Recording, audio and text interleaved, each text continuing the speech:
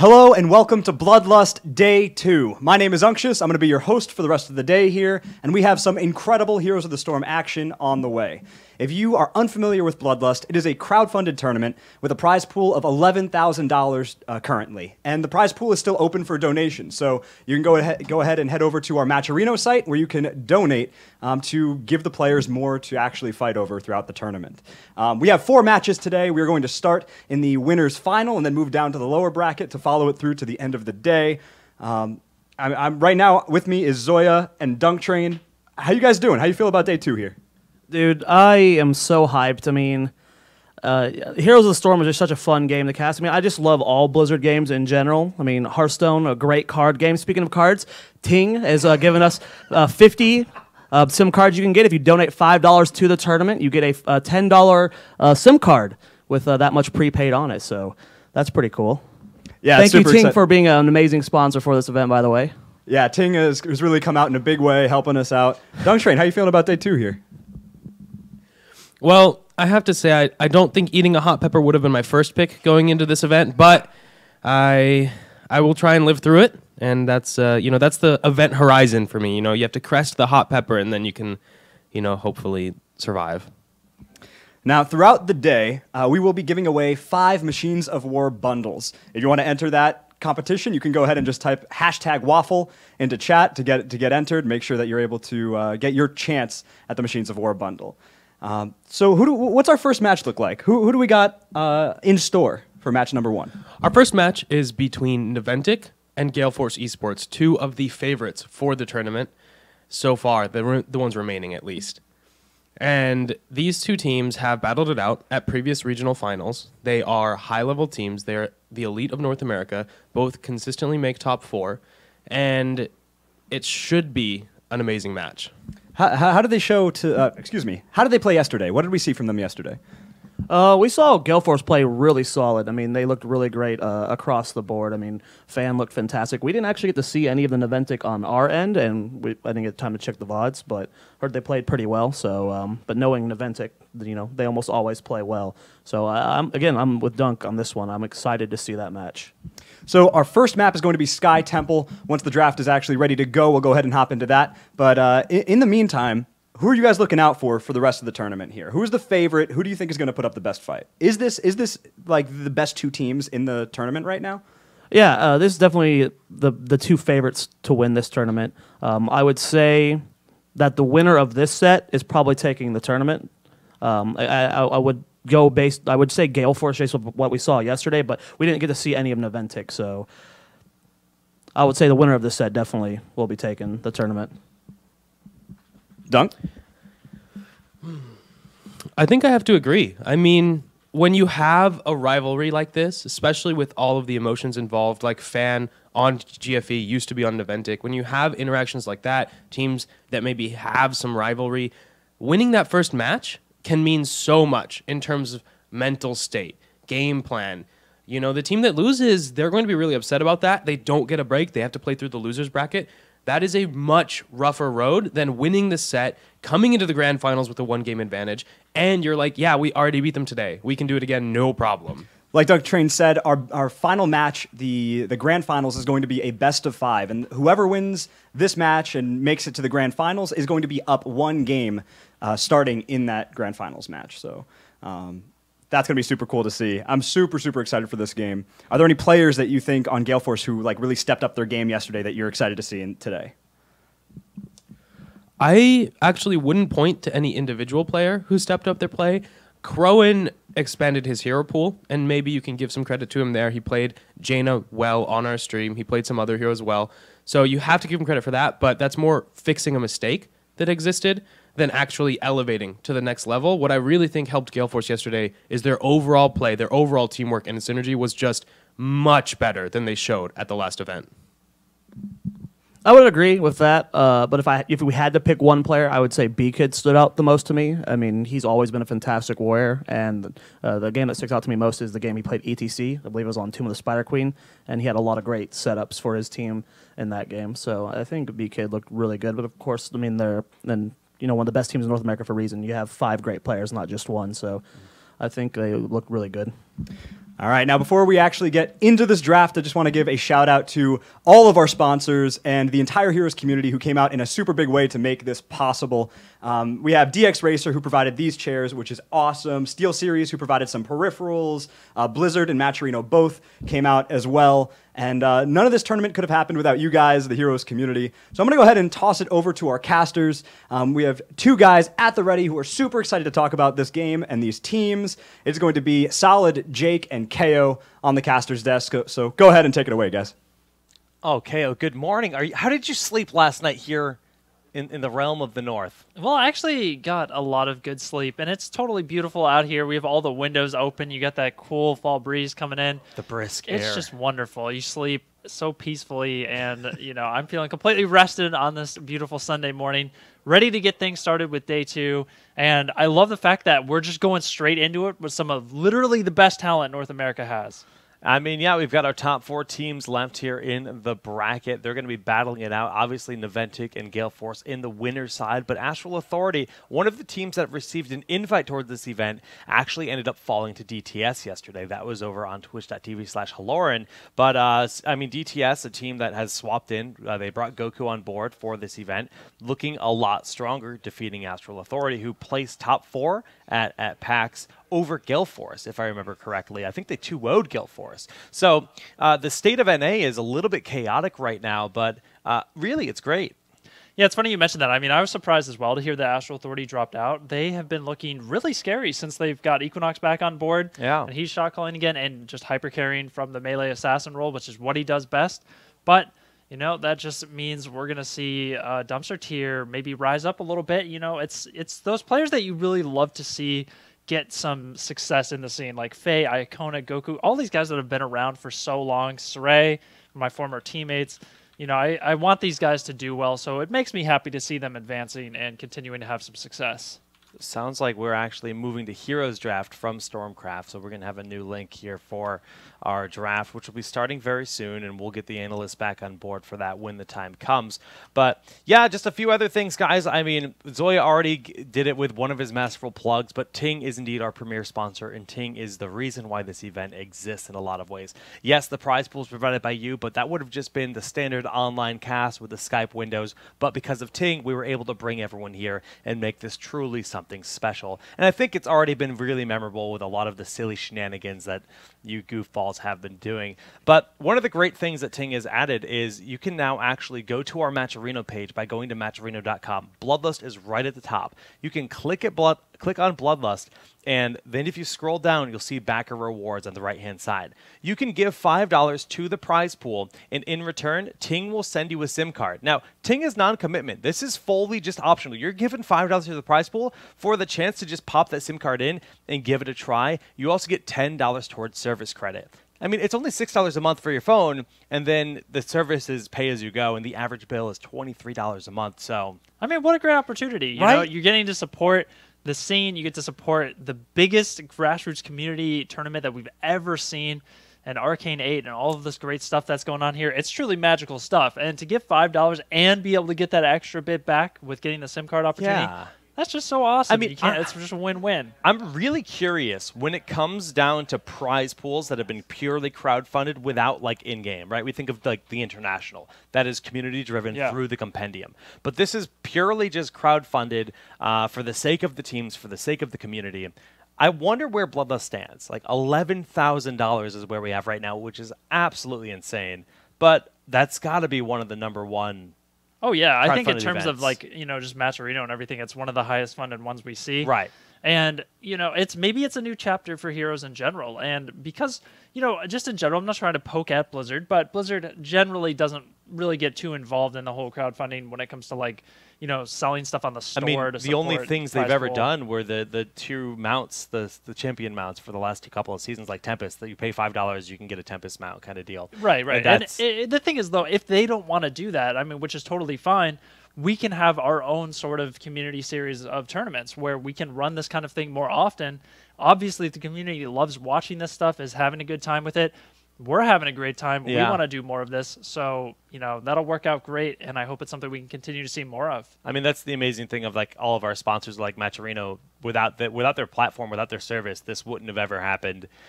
So big shout out to them for making this happen. And, they gave us all the coupons to help get the prize pool rolling. And that was such a big way to just drive the momentum. And, it's crazy. It still blows my mind that this is happening. I think once this all settles down, it feels like we have the dream team here, honestly. It does. For this event, we've got good analysis. We've got Zoe, who's been absolutely hilarious and just a blast to hang out with. Even there's so... Shut up, Zoya. There's so many there's so many things that you guys don't even see off camera that have just been absolutely hilarious the last couple days. I guess it feels like it's been a couple days, but it's only really been like one full day. Yeah, well, that's like the great part of this is like as we've finally done this one event, as we've now only had a single day of this, like the ways that we can improve, the ways that we can make this and like enhance that behind the scenes for the future of Arcane 8. Like we're talking about really leveling up this space, having cameras in the corners, having a camera that isn't potato quality for the analyst couch in the future. There's a lot of things we want to do, and hopefully we can get there because, like you said, being able to be part of that behind the scenes as a fan and a viewer, I think would be really cool. I know Sophus has been running around with his DSLR, taking photos and doing all that. So, we'll get with him and we'll make sure that we can release some of those experiences for everyone to see what the behind the scenes really does look like. Yeah, shout out to everyone on the back end as well. I mean, Sophist, our admin, has been doing such a great job. We've got some awesome dudes working on the production side of things. Because, guys, I mean, if you think about a lot of the major tournaments that happen, I feel like we've actually had fewer delays and hiccups than pretty much any tournament we've seen like the last year. Well, as great as that is, it is largely because the event is an online tournament. So, that does make it logistically easier because we don't have to swap players in and on stage. But that's the benefits of this style event because we can just keep the ball rolling as long as possible. But yesterday went super smooth, and that was just great. Just the fact that we were able to just get... Let's not jinx it. Yeah, knock on wood. Come on, guys. We got to keep it going. All right. But, so, we see that we're going to be having Sky Temple be the first map of the day. So that is something that's pretty exciting to see. It's one of those super just maps I feel like everybody feels comfortable playing on.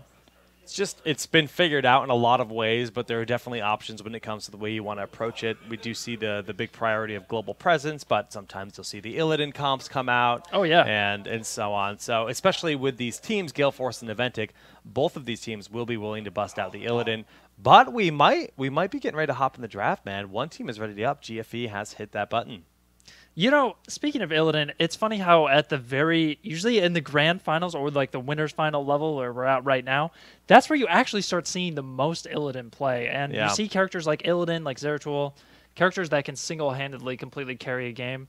So I definitely would expect to see some of that. I think we'll see a little bit of Hammer action, especially because I know Naventic has been ranting and raving about how good Hammer is. And, of course, we've seen GFE on it. Yeah. Fan is an absolute monster at Sergeant Hammer. So where do you think the Oreo will land? That's what I'm curious about with Naventic. Maybe Naventic. Sorry, guys, we just having a little bit of an issue here with my computer. Maybe you should pull the draft up on yours. Start talking about it. We can start talking about it. We'll throw it to the analyst desk once we resolve our lovely tech issue. But we can hop into the draft. Alrighty, guys. Well, Zeratul being hovered as that first ban.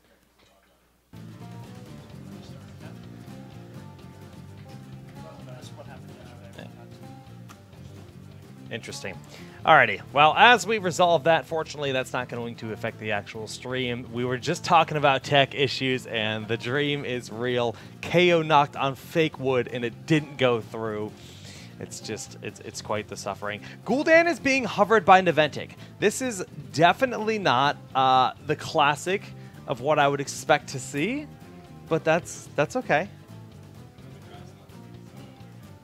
I guess they're having a tech issue with draft as well. The whole world has broken. We just got an update from Kyle, and we will see.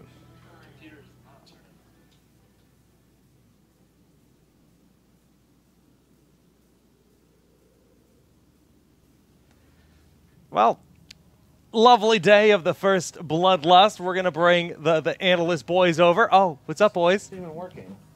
They said this draft's not working. They need a new link. Talking to the microphone, Zoya. Hello? That draft's busted. You can tell the draft is busted by the fact that That Gul'dan Gul'dan's got banned. first This the draft bugged. I mean, if you're going to This go one's through the not effort, real. I'm just letting you know. That's not real, bro. Yeah, but Zoya, I need you to analyze this Gul'dan ban. Why do you think they're banning Gul'dan? Well, okay, they banned Gul'dan because Naventic got first pick, and according to Naventic players, if you get first pick, you win the tournament. So it doesn't really matter what you do in the draft. You're going to win no matter what. We could actually just walk away, go play a game of Parcheesi, come back. It doesn't matter what happens in the draft. We know who wins game 1. What is Parcheesi? I don't actually know.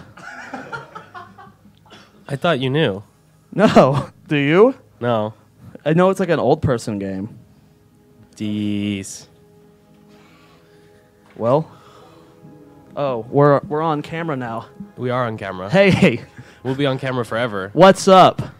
That Sergeant Hammer first pick joke. Oh, man. That's a scary screen you have up, KO. We're in the bios. You said this happened yesterday as well? It shut off yesterday. Just one restart fixed it, so we're good after that. Danger. Oh, New gonna, draft? We're gonna Hold walk. on. Let's get this draft. You're not going to walk away. See, Sergeant Hammer, I told you. Heroes draft is rip again, man. Feels bad. And we're hopping in. Zeratul ban on the side of Naventic. That makes more sense. Yeah, but the thing I said about first pick still is true, by the way. Yeah. They win the game Yeah. But, you know, because that's how it works. just casually. First pick, 100% win rate, always. Fact. Fact. Well, follow-up ban from Gale Force, maybe. Ariel. Oh, that was Ariel. It was an Ariel ban. So Okay. there is an issue on this draft screen, guys, where you cannot see the Ariel icon, but Gale Force's first ban was Ariel. Naventic will respond with that first pick, Zagara. Wow, that. I don't think we saw Zagara first picked once yesterday, so that's really cool to see that they put that much priority into it. Gale Force, a team alongside Denial yesterday, was a high priority on Davala, as well as Tastar. So we'll have to see if Gale Force is going to lock in that Tastar really early on here. And there it is, Davala Tas. That's insane. I think Gale Force and Denial are big scrim partners. So their meta, they draft very similar to each other. That was a fast Naventic- Tyrael Morales. Oh, Naventic's doing the medic sanctification cheese. So, if you watched the last regional, guys, you got to see Naventic try this same strategy with a similar hero pool.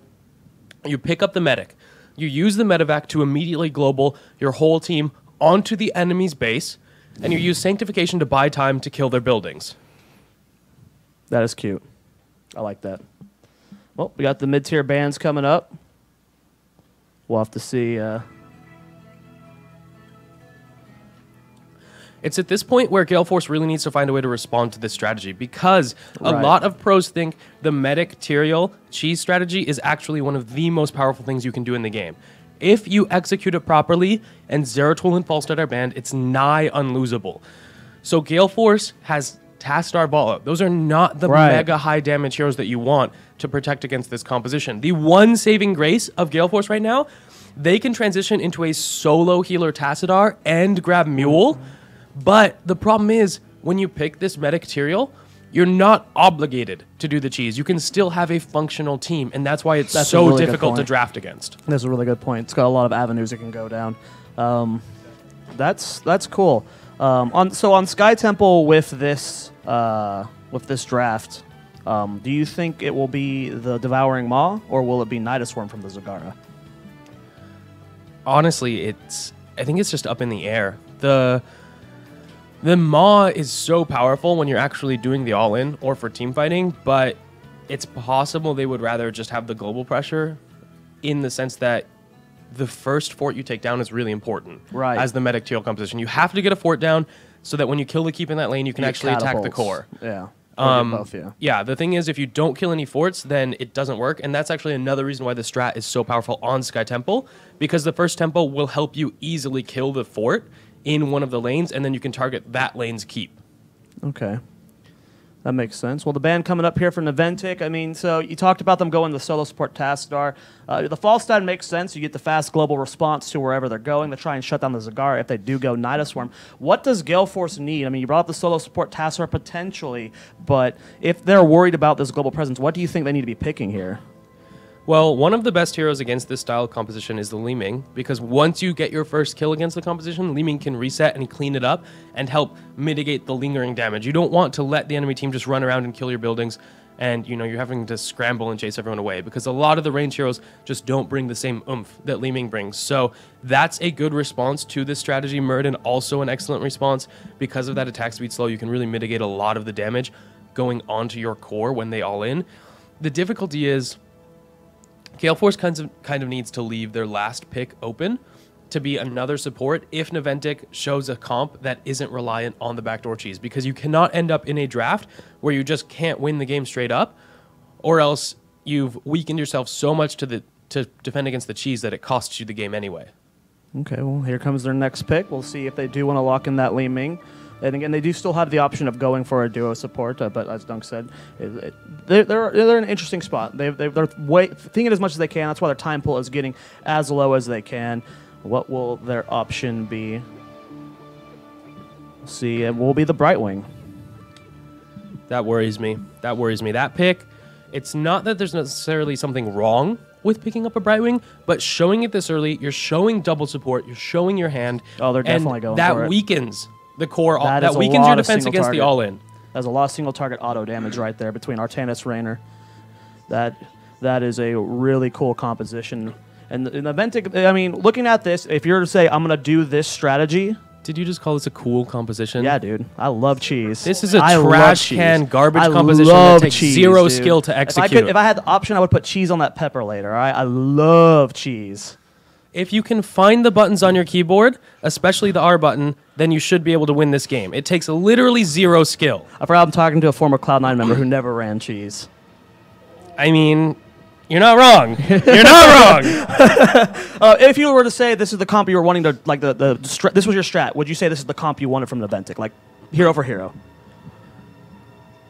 It's pretty much perfect. I don't think there's actually any picks you would change. I know the Artanis looks odd from the perspective of the viewer who does not see Artanis, but given the fact that he has insane single target damage, he's going to be in melee range the whole time of the buildings. It's an excellent pick. All right, so with that draft in place, who do you think is actually going to win the game? Well, I already said this. Naventic got first pick. So game over. Game over. Why even play it? Yeah. Jay, can you just throw that on the bracket, actually? Yeah. First pick wins. All right, we're going to head over to the casters, see what they have to say about the game. They're going to be getting into this momentarily. We'll hear what they think about the Parcheesi draft. And take it away, guys. KO. Now, we saw this same attempt done on Sky Temple with the medic, fly into the top keep, blow it up, try to end the game style. But it was a bit different. They had Falstad, they didn't have Raynor, they didn't have Artanis. I can't remember what the other hero that was in there was, but the base race potential wasn't quite as high. They took the call to go for the base race versus a boss, and they lost. And now they're just trying it again. Is this stubbornness, in your opinion, or have they just refined their cheese? I would say this is a rather refined, more sophisticated cheese, if you will. I think this is absolutely a valid strat on this map. And funny enough, we were literally talking about this strategy on the morning when we were going over to Dunkin' Donuts to get some coffee. And yeah, this strategy is pretty entertaining to watch, in my opinion. I mean, Dunk's a little salty about it. I agree. It's not the highest skill cap strategy to watch, but you know what? It's fun because you always get to these clutch base races where you're like, oh my gosh, are they going to be able to do it? You see that like the enemy team has called a medevac and you're just like, oh, that's not good. You know what's happening. And they're going to be fully happy to dive on the core. Oh, I believe they had Tyrael on their side. They looked for a sanctification that cost them. But this time, well, will Gale Force be able to prevail once again, or will Naventic finally? So they weren't very happy when they saw the Brightwing, but I actually very much expected the Brightwing pick because Brightwing does a good job of when the medevac lands. If you see the text that the medevac's coming, you position yourself on Brightwing to defend the core with Emerald Wind, and it pushes and it interrupts the sanctification cast. And also, like, if you get there a little bit late, you can still push everyone away and try and defend your core that way. So I feel like maybe that's why they went with Brightwing. He's just one of those characters that buys you a little bit more time to get the kills and clean up in the all-in attempt at the core. So we'll have to see if it's enough, though, because at the same time, with Brightwing, you're giving up a little bit of damage. But with that being said, guys, the first game of the day for day 2 of Bloodlust, we are spawning in on Sky Temple on the left-hand side in the blue trunks. It's going to be the good old Gale Force Esports, B-Kid on Muradin, Fan on Li Ming, Crowan on Vala, Akaface on the Brightwing, and Michael Udall on the Tassadar. Their opponents in the red, that is Naventic. Jason will be on Tyrael. Kenma is going to be on the Medic. Thompson playing Artanis. We have Zagara being played by Big Impact and Zuna on the Raynor. Now, one of the reasons why Raynor exists in this composition is if you look, all of their heroes are based around auto attacks, even Artanis and Tyrael. And Inspire that WE has to give them that additional attack speed is really going to make them do the big damage when they're clumped up fighting those structures. Yeah, no, that's exactly right. I love that he's going amateur opponent as well. That basically screams to me, just get that little bit of extra core damage in there to help secure the win.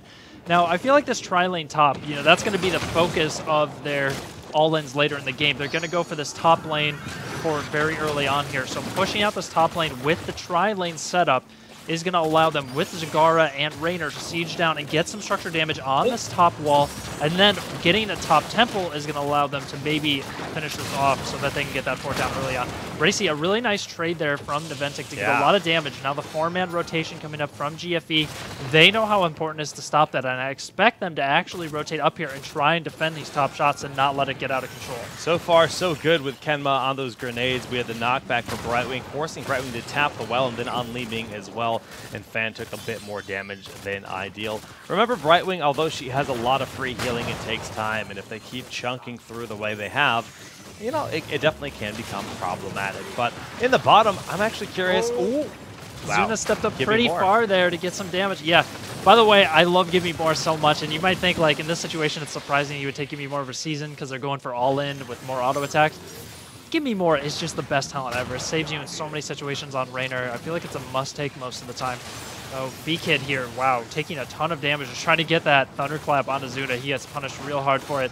And Zuna's one of those people who, when he's playing Raynor, he needs to trust his team because Zuna's going to step up and always go for those trades. It's just his play style. Yeah, so one thing I want to point out is the fact that mid shrine is not even being contested right now. That's because Gale Force acknowledges that Naventic just wants to push a singular lane. So they're responding here. They're not worried about the other damage across the map. They're not worried about doing even. They're worried about keeping their structures as healthy as possible. But Crow and Akaface both taking a lot of damage. Big knockback. The dash from Tomster almost finding the kill on Aka, but he will have to hearth back to base. Tomster with a fantastic Warp Prism there to start things off, hitting that on Crow and putting the Vala in a bad situation. And we talk about that all the time, how Vala is one of those characters you really have to be very aware and careful of your positioning.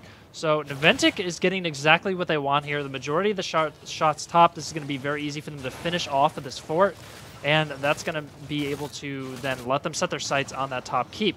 So Gale Force starting to take some of these mid shots now, just leaving B-Kid on the point. Crowan doing a good job with Fan there to get a little bit of extra structure damage, a little extra value out of the temple by poking down these structures. Now, you see, though, the 3 members from Naventic, the tri-lane, continuing to just non-stop push up there at the top of the map. Relentless Leader taking a level 4 for Raynor as well. So that means they changed this a little bit where it used to be on 13, now it's on level 4. Basically, every 8 seconds, if you get stunned or rooted, you knock back the characters around you. So very, very helpful against Muradin when he goes in to try and Stormbolt you. Yeah, very, very strong, and it's a big deal that they did manage to get that top fort because we are approaching that level 7, and it's very likely we will see Mule picked up here from Tassadar. Dealing with that structural damage, if you can defend and then heal that top fort up, heal that keep up, really can make the difference in the long run, and they have the Brightwing Tassadar as a potential for all the healing they need. Yeah, Mule definitely sounds like the right option here, especially if they can do the Miracle Defense and stop that keep from going down, then heal it up. That completely shuts down Naventic's strategy here. Now, one thing to keep in mind, though, Naventic actually has a pretty darn good comp even for team fighting. I mean, I feel like they're not afraid to get into that kind of situation. Of course, with the Artanis, it's not like they're running solo tank Artanis. Tyrael's is there to back them up. Now, Zuna getting the Polymorph and the stun pretty far out there, but look, barely even taking any damage because if you're not shutting down Kedma's heals there, if you're not shutting down Lieutenant Morales with the healing beam, you're not going to be able to take down the Rainer in the front line with double support. Yeah, already Mule coming into play here on the bottom lane. As they siege it up, it will slowly but surely heal and replenish the mana. Kenma actually knocked it away, which unfortunately its duration is long enough where that won't affect it too much and doesn't do enough damage to kill it. It's now swap targets up to the top tower, which it's decided wants ammunition once again. Yeah, and I just love watching Zuna right now on Rainer. He's just unrelenting with his pressure here. I mean, he's got Relentless Leader, so that makes sense. But he's just constantly pushing in here. He literally steps up every time to get that extra auto attack in. Now, you see Fan there coming in, whips his combo there, trying to get some missiles to connect on the Zuna to punish him. But look, just continuing to move forward here no matter what's in front of him. And we see Vala up there at top. We're going to have Thompson and Vala need to both make the rotation down here. Looks like the Artana's going to be a little bit slower to get to this rotation. Jason a little bit far out here, also going to take some pretty rough damage there from Crowan. So I feel like the setup here, GFE is a little bit better in terms of how they're doing the health pools right now. But that level 10 is right around the corner. Wow, they're actually trying to collapse on mid, but Crowan and Fan respond in time and back away. And now they're going to have to rotate down to contest that bottom temple. Mule was in fact picked up by Medic as well, so they do have the healing going in onto the mid core, acknowledging that they want to maintain their structure health just as much because of the base race situation they experienced back at PAX West, where they were not successful in taking the win. Half the shots did go to Gale Force. We've seen Naventic now claiming control of the shrine, but level 10 should be here first on the side of GFE. Yeah, it's going to be pretty close here, but now with Naventic getting the majority of the shots, they're going to even it up. Michael Udall already very low. Remember, he doesn't have that heal on Tassadar just yet. So later in the game, and we keep seeing B-Kid just getting rained on with a punishment there from Zuna every time he tries to step up. But look at Third Wind just taking so much health onto B-Kid there. Now Thompson fighting with B-Kid, trying to get position on this point. The two tanks dueling it down there while the rest of the range and the rest of the comps are fighting above. And here we go, level 10 about to be picked up for GFE just before Naventic here. They have to give them a little bit of space. And the temple has been taken already, so they don't need to give this fight. But so, B-Kid's not going to let this go down without a fight. That was a nice job there to pick the engage. The stun going on to Biggie. Fan trying to do as much damage as he can. Jason also very low, but he's going to be able to Aldruins over the wall. And a pretty clean disengage there to buy them time to get level 10. They only ended up spending the Force Wall and the Disintegrate, but level 10 is now here for Naventic. We do see Rainer is actually considering Heroic of choice. Now, I would assume Hyperion makes a lot of sense, but now that 10 is here, they know what to expect. Tassadar already in place, Akaface face shifting in, the keep is shielded up. This is just going to be them wailing as much as they can forward. The Mog does only catch one target, the Sanctification is in, but they're not doing all that much damage when it boils down to it, KO. That was so a very poor attempt. Oh no, yeah, you see, like, as soon as they got out of the medevac, there was immediately a polymorph onto the tier leader to not let him cast Sanctification. And buying that extra time and getting a couple kills right beforehand, look at that, there it is, the Mule play we were talking about. Mule gets dropped there on the top keep, and that's going to start healing that up.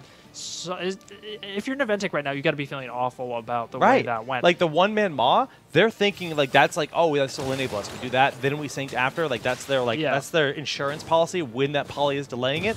And they started the boss, bit of indecision here on the side of Gale Force. Acknowledge the boss is going to take too long. Immediately. Already have the medevac being summoned once again. So a slight bit of pressure in the bottom. They're hearthing back. Mule has healed up a decent amount, but they are back in here for the defense. Huge damage my gosh! From Crowan on the backside. The insta-death on Kenma. So there's no survivability here. And this is just looking so bad. That was just terrible. And that was what I was talking about with Brightwing. Emerald Wind does so much damage. I mean, they're making Naventic look kind of silly right now. Oh, man. But first pick can't lose. I don't know, KO. Like, yeah, that's right. I'm confused. First pick has a 100% win rate. So 100%. Yeah. Now GFE is going down to the boss, knowing they have a small window of time to maybe try and get this, but this is looking a little scary as we see Zagara actually not even going to pay any attention to that at all, despite Maw being up. I feel like maybe Biggie could have had something to say about that there, but instead wanting to just get some shots on bottom. Let's see if the medevac is off cooldown. Let's see if they just go for it immediately with Sanked up now. Well, there's a big experience disparity. 2-level lead already for GFE, 2 to the back-to-back dumpster dives we saw here attempted by Naventic. Now, we do see the mid-temple took out the mid-4, and it's also going to be able to get the top 4 just about, whilst we do see bottom contested by Naventic. But with the hero disadvantage, or excuse me, the talent disadvantage, I'm not too sure if this is going to go all that well for them. By the way, guys, if you're seeing all these names pop up of people dying, it's just a bug right now where sometimes structure kills make a hero name no, that pop tower up. was definitely Tyrael because they have about the same effectiveness in this game. So far, that is the case. Game client just as confused as we are at Naventic strategy here. Look at how far. Okay, 3-man Maw. But that's Medic's a big already deal. dead. Can they follow up? Sanctification is down. It's doing a lot for them. Muradin with that Avatar is alive. Akape's barely escaping, and the Strafe is just doing so much damage. After all of that, Beacon has not fallen. Jason does. We do see the Artanis going down, and Gale Force is just bringing it and slapping down Naventic. Oh my gosh. Did you see how much damage that multi-shot did from Crone with a 3-level lead? That was like 30% HP multi-shot there. Holy cow, that's a lot of damage. But, you know, I'm so surprised to see everything go so poorly now for Naventic because honestly, in the initial trades earlier in the game, Naventic was actually out-trading them in all these situations. It's almost like if they would have just stuck to plain standard, I feel like they actually would probably be winning the game right now. But unfortunately, I mean, that's the same story with Pax when we saw them try the same exact strat. If they had played standard, they could have won that game. Give me more, keep Zuna alive. The heal's coming up from Medic. Crowan is the target, but the Emerald win for the disengage, more than enough. Bottom Temple ripe for the picking, and we have a 2-talent advantage, KO. this is absolutely just a stomp right now. This is a 3-level lead here, a solid 3-level lead here, and the 16 tier, of course, pretty much the biggest power spike that you get outside of the Storm and Heroic talents. So it's going to take quite a miracle for Naventic. I feel like they've completely given up now on the strategy. They're just kind of like, yeah, that just doesn't work. We've just been completely disproven on that one. And now instead, they're just going to try to regain composure and approach this from the standpoint of like, we're going to try and win this game legitimately. Which at this point, now you see Jason, he's freezing the lane here at bottom so that he doesn't have to push this out and endanger his life and soaking. And then you see now Naventic here, maybe looking for a bit of a catch, trying to take control of some bushes. Not a bad decision, honestly. I mean, that's like all they can do, right? Oh, like, yeah. what else do they have? They're 3 levels down. They've lost to keep. They're the ones that are vulnerable, especially once boss comes off cooldown. If a boss is picked up, like, this game is looking really bad. B-Kid will be the scouting ward here that finds everyone on the side of Naventic, catches the rotation, they will back away. Van spent Disintegrate. That's not the biggest of deals if he can find those resets, but it's Crowan that needs the help. Sanct did go down? Yeah. Tomster blinded the minion wave, which was effective. So Kenma's going to die here. He can't find anywhere to go. That was a really nice force wall. You know, Bloodlust is supposed to make NA HOTS great again, guys, but this is not that. And that, yeah, with another, this is going to be a 5-man wipe. This is going to be game, Jake. And honestly, just like, you know, maybe we thought we would see a little bit more of a refined version of this, but honestly, it looked, it's probably the worst it's ever looked. You can't refine trash, KO. Ooh, Jake.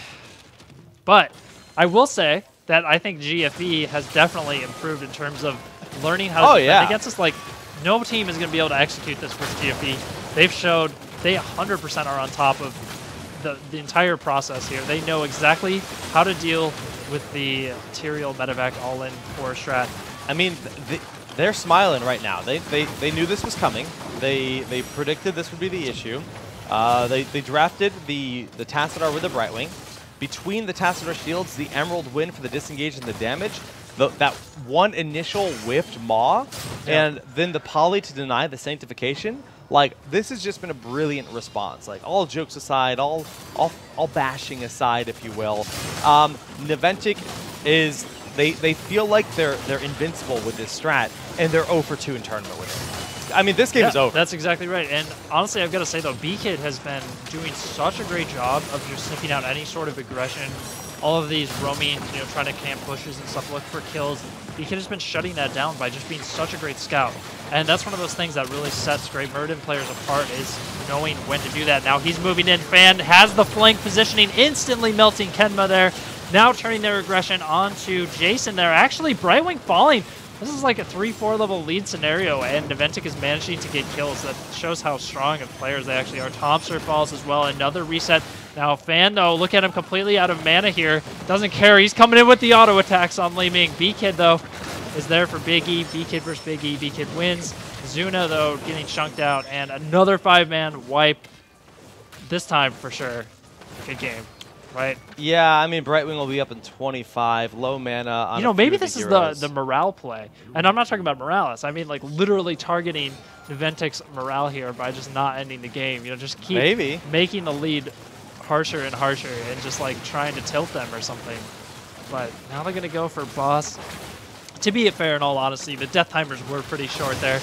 But yeah, I mean, the mana was a little bit low, so it was a risky move for them to try to dive in. That would be a good way to throw, but they just take the safe play. The Temple did do some siege on the final remaining keep in the top. Those structures have been weakened a bit, and that boss will be forced to respond in bottom. Like, honestly, they could probably just walk to the top keep and destroy it. oh, yeah. Remember, too, how with what Dunk was saying and how they were talking about the draft and that, you know, with a rivalry like this, how momentum shift can be a big deal if one team loses really harshly in the first game. I'm curious to see throughout the rest of the set if Naventic is going to be kind of off their game for the rest of the day with how poorly the execution went on the strategy to start things off. Now, you know, about to be a 4-level lead again. I mean, let's for just GFE we here. updated the score. It's 1-0. This is this is all just consolation at this point. Yeah. This is like when the kids all get medals at the end of the ceremony. We're just letting them play it out. Participation medal for Naventic today. Oh my gosh, that was savage.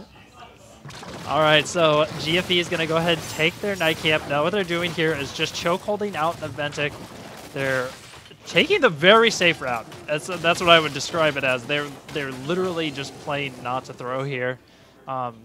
They know that they can win off of the temples. There's no chance that Naventic's gonna hit level 20 in time to be able to defend this. So basically now the only way that Naventic can come back is to fight them on one of these temples, 17 or 18 to level 20, which is nearly an impossible feat.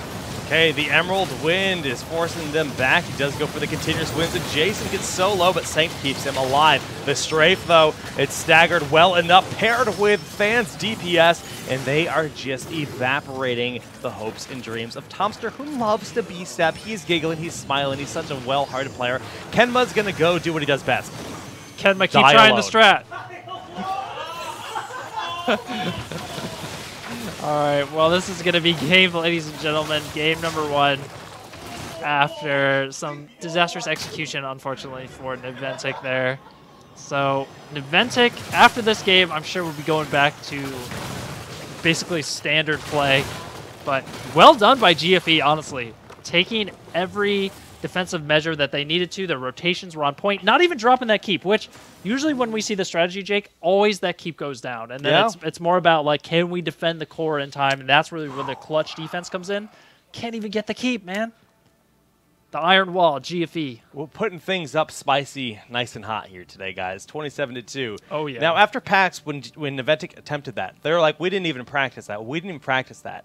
Now, if they're going to bust it out in another tournament, I mean, this is shots. This is real talk, boys. I hope that was not practiced because it did not work at all. And I want to see good games. That was not a good game. Well, BG. They got that out of their BG system, okay? They got it out of their system. No. I just want to see them go back to standard. Yeah. Because if they're going to keep trying to do this stuff, when I know Naventic is a team that can outplay Gale Force, they are a talented group of players. I just want to see them play their game. Not this cheese. That's not what they're known for. They've never been a team known for that cheese. I want to see them just go for their standard, out team fight. They're good at team fighting. They always have been amazing at team fighting. Why aren't they doing it? I agree wholeheartedly, but with that first game being done for, we're sending it over to the analysis couch. What did you guys think about that game? I know I heard a lot of laughing throughout that particular match. Dunk, what just happened? Well, what just happened is we saw someone try to bring some awful, expired, moldy, disgusting disgustingly stinky cheese. And you know, if you're going to try and cook with a really stinky cheese, it does take some skill. I mean, you need to go to culinary school. You need to know what you're doing. You need to at least make it out of Bronze League before you try and cook the stinky cheese. It's a powerful ingredient. You can't just toss it around willy-nilly anytime and expect to win the game. I mean, that execution was the worst thing I've ever seen in my whole life of Heroes of the Storm competitive. And that's saying something. But I guess that's what happens when you kick your best players repeatedly. Wow. Now we're going to be going into game 2 any minute now. What do you think we can expect to see? Are they going to pull out another cheesy strategy, or are they going to shoot for something that's a little bit maybe more practiced? We're getting rid of that cheese because we're done with it. All right, we're done with that cheese because that was bad. I think, what was your favorite part of the game? Because I actually, when it was going back for the second time, was when I knew that it was actually brilliance. Like there was comedic brilliance happening before me. There was a savagery that game from a Mr. Solid Jake Klinsky that had me in tears. So that there was nothing about that game that was entertaining, but the casters, they carried that one pretty hard. I think they're gonna. I think we're probably going to see a more standard second game out of these guys. Now remember, as far as the tournament's concerned, this is the winners' finals, which means whoever loses this match will get dropped down to the losers and will have to fight their way back through to the grand finals. Now we mentioned that last match in the grand finals is a best-of-5 match, and the person who wins this game will be in that match 1 game up to start the best-of-5. So they're going to be fighting real hard to try to have that advantage, at least at this point. Will they be fighting real hard? To be determined. Well, at least they get to pick first pick again, so, you know, there's that. Yeah, that's always good. And hopefully there's less Heroes draft problems or Storm draft problems as far as technicalities is concerned. Yeah, I'm sure we've got all that stuff ironed out by now, unlike the strategies If these guys that were to go back Naventic is trying to use. If these guys were to go back towards a more standard build, what kind of heroes can we expect from these particular players? Who are their comfort picks if they wanted to go for Naventic? Well, a comfort pick for Kenma would be Lieutenant Morales, and well, that's not good. A comfort pick for, well, Fan would be, wait, no, Fan's on GFE now. That's a good swap for him, huh? That worked out well at this point. I don't know what they would need to run here. I mean, they just got to play like a more standard composition that we've been seeing all this weekend. I think they need to potentially deny the Tasser Vala combo. I feel that's really good this weekend, but who knows? They might go for an attempt number 2 at the Zeratul ban into nonsense. Yeah, so the next map is going to be Tomb of the Spider Queen. What worked well yesterday that we might see again today on this particular map? I mean, it's just a standard wave clear. We saw some great Zagara play here. We saw, Zul's always highly prioritized. I think we saw one Sylvanas game, but it wasn't actually on this map. I think it was on Infernal Shrines only. So, you just got to get the good wave clear, get the good team fight. Is that pretty much covered? Non-dumb strats. Non-dumb. Dumb doesn't work here? Dumb doesn't work. This map is actually somewhat cheese resilient because it's smaller size and the map mechanic can lead to such a one-sided game if you don't build a reasonable comp that it's actually one of the worst maps for cheesing. You can do oddball strategies, weird things, like we were known for pulling out Rexar in this map, but he provides wave clear. He plays to the map strengths. So that's the kind of thing you can do. You can't really build a full all-in cheese comp so much. What we'll most likely see is teams try to build around wave clear, map control, and early game siege pressure, because those are the sorts of things that can get you ahead on this map, and it's easier to maintain your momentum on this map than it is to turn it around, just because you have to go all the way out to the middle of the map to contest those turn-ins, and if all of your forts are down, you're in so much trouble. It's actually a really good point that Sky Temple is such a massive map that if you're going to try a cheese strat like that, at least make it so that there's a ton of room between the team that you're trying to use it against and you as far as physicality is concerned on the map. I mean, we saw it handled incredibly well. They were there to meet Naventic when they were trying to move in towards that keep. They knew exactly what was going on and it allowed them to respond to it very, very, very easily. Looks like the draft's going to be starting here in a couple of moments. Again, Tomb of the Spider Queen is the next map. Gale Force did a good job of responding perfectly. I do have to give them the credit for that. They used every tool in their disposal and they dealt with it I mean, pretty much picture perfect. They were always in position to defend early. And that's the thing. When someone knows about cheese, when someone knows what's coming, that's what makes it cheese. The fact that a strategy is weak, when you know it's coming, that's the breakpoint for cheese versus not cheese. The thing about picks like Rexar, or like when Sylvanas KT was broken on this map, picking those two, those things aren't cheese because even if you know they're coming, they're still good. And I thought that was true of the Sanctification medevac plan, but Gale Force, is proving us wrong. Do you think that game goes differently if they don't go in for the second all-in? Like, if they fail the first time and go straight into, like, a more standard approach? I think so. KO pointed out in the game that in the early game they were out trading them and they were team fighting very well against them. But it was the first all-in put them behind, but not at a huge detriment that they were done for. The second all-in is what really, I think that put them at a 2.5 level disadvantage. So I think it was the second one where they really locked in their position in the game. All right, so our second draft is just about to start.